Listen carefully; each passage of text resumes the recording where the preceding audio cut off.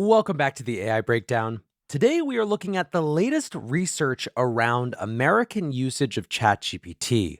And fascinatingly, I have some very different conclusions, or at least very different interpretations, than the way the Pew Research Center seems to be interpreting some of their results. There are two parts of this survey. Broadly speaking, it's just about ChatGPT usage, but then specifically it's about usage at work, that's one part, and trust when it comes to election-related information, that's another part. The first part I want to talk about is the work piece.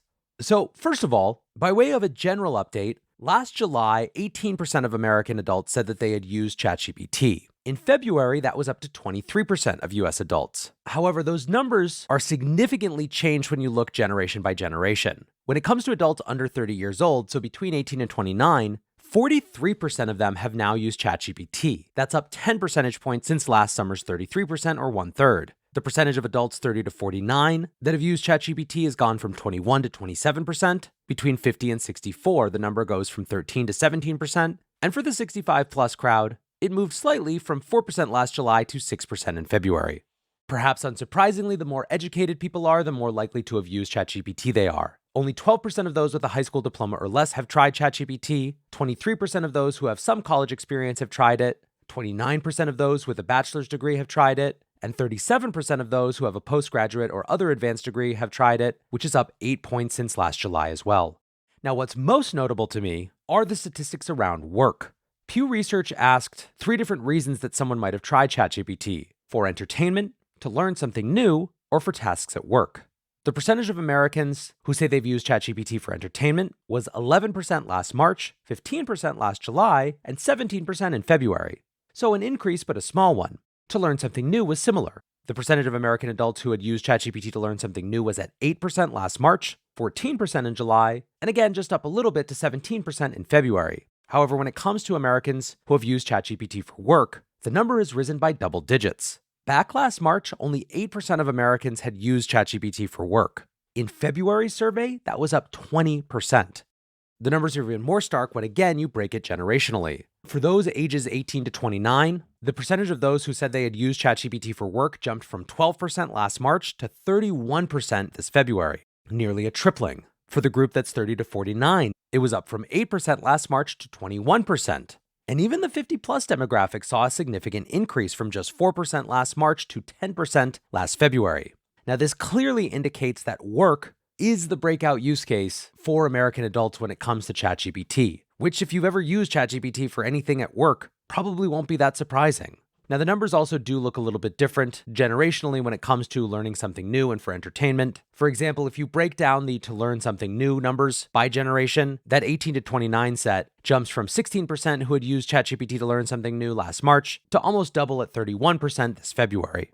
When it comes to use at work, the numbers also follow educational lines. For those with a high school diploma or less, only 8% had used ChatGPT at work. For those with some college, only 19% had used it. For those with a bachelor's degree, only 25% or a quarter had used it. And for those with a postgraduate degree, that was up to a third who had used ChatGPT for work. Now, interestingly, the percentage is statistically unchanged for workers with a high school diploma or less from a year ago, but the shares for each of the some college, bachelor's degree only, and postgraduate had tripled since March of last year. Professor Ethan Mollick, who just released his book about generative AI, had 2 interesting things to say about these numbers. The first, he writes, "This is a really fast adoption curve for a technology that is, for most people, 16 months old. Just not a lot of support for the idea that AI use is topping out." The other thing that he points out, which is something that certainly we've seen over here at the AI Breakdown, he writes, "The biggest AI opportunity companies are missing is that their employees are rapidly adopting AI and figuring out how to use it for work and not telling leadership. Organizations that have unclear AI policies are not stopping people from using AI, they stop them from sharing uses." For as much as corporate leaders and enterprise leaders and division leaders are being pressured to have AI strategies, the reality is that this adoption is happening from the ground up in a bottoms-up way, and that is what I think makes it so clearly important and sustainable. Now let's briefly touch on the one other part of this survey. They also asked survey respondents whether they trusted information about the election that comes from ChatGPT. Just under 40% said that they don't have too much trust or none at all. Only 2% have a great deal of trust, and only 10% have some trust. 15% were not sure, and 34% have not heard of ChatGPT. In some ways, it felt like Pew was presenting this as a negative thing, that ChatGPT wasn't trustworthy. I think, on the other hand, that it's actually a good thing. My base case for why misinformation is going to be less disruptive in the short term, at least, than some think, is that I think we're going to adapt much more rapidly than many assume to a world in which LLMs are pumping out information.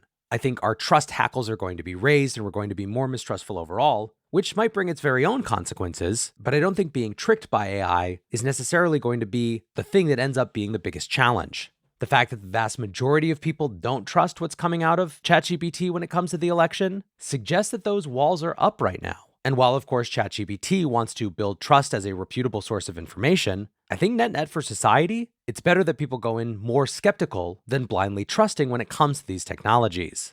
Anyway, really fascinating stuff. Always great to get a report card on the state of adoption and usage. And I'll be interested to see whether these numbers surprise you either to the high end or the low end. For now, though, that is going to do it for this episode of the AI Breakdown. Until next time, peace.